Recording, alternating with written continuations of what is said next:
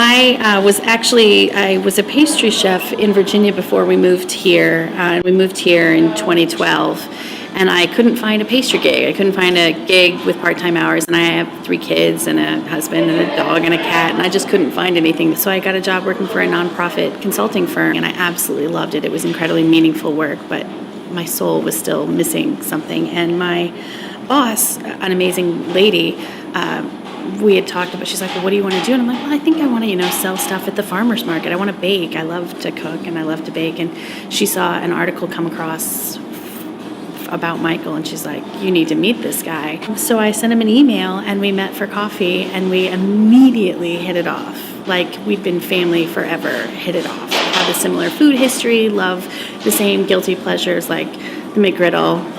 It's where it's at. Little Debbie snack sticks, all that kind of fun stuff.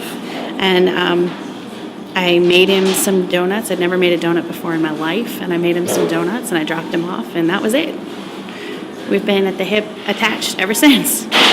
Our vision for this chalkboard, in addition to being, fun and artsy and cool, our thought was that the people, because we're a donut for the people, our thought would be that they would write what they wanted to see.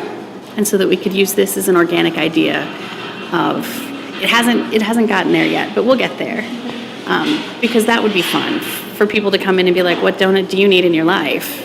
And then we'd be able to start, pounding through that.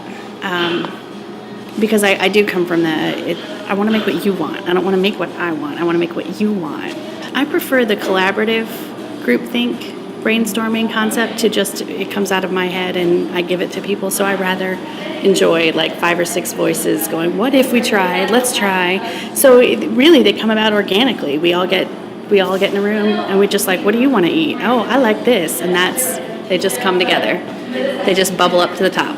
Every culture in the history of ever has a fried dough.